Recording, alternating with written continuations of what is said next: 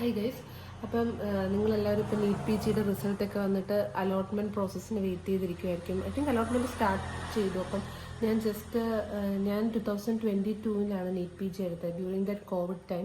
And അന്ന് ഞാൻ ഈ അലോട്ട്മെൻറ്റ് ചെയ്തപ്പോൾ ചെറിയൊരു മിസ്റ്റേക്ക് എനിക്ക് പറ്റിയായിരുന്നു. അത് പറയാൻ വേണ്ടിയിട്ടാണ് ഞാൻ വന്നത്. ഇനി ആർക്കും ആ ഒരു മിസ്റ്റേക്ക് വീണ്ടും വരാതിരിക്കാനായിട്ട്. My rank was 7,000, all India rank 7,000 ആയിരുന്നു. And paediatrics was my dream branch.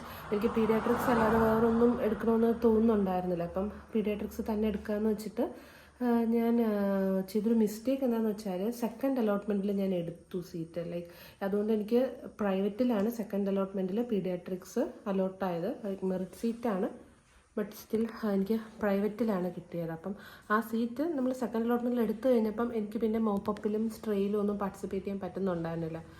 And I still remember, ആ മോപ്പപ്പ് വന്ന ദിവസം ഞാൻ ജസ്റ്റ് എൻ്റെ റിസൾട്ട് നോക്കിയപ്പം 8,000 വരെ ഗവൺമെൻറ്റിൽ പോയി പീഡിയാട്രിക്സിൽ. സോ ഞാൻ ഒന്ന് വെയിറ്റ് ചെയ്തിരുന്നെങ്കിൽ ഗവൺമെൻറ്റിൽ കിട്ടുമായിരുന്നു. സോ ഇപ്പം and even stray and special സ്ട്രേയിൽ 10,000 വരെ പോയി. സോ എനിക്ക് പറയാനുള്ളത്, നിങ്ങൾ വെയിറ്റ് ചെയ്യുക, നല്ല ബുദ്ധിപൂർവ്വം അലോട്ട്മെൻറ്റിൽ പാർട്ടിസിപ്പേറ്റ് ചെയ്യുക. ഓക്കെ. ആൻഡ് ഓപ്ഷൻസ് വയ്ക്കുമ്പോഴും എല്ലാം നമ്മൾ കുറേ കാര്യങ്ങൾ ശ്രദ്ധിക്കാനുണ്ട്. അതെല്ലാം നിങ്ങളുടെ ആ നോട്ടീസ് വരുമ്പോൾ അതനുസരിച്ച് കാണും. ഓരോ വർഷവും വ്യത്യാസം കാണും.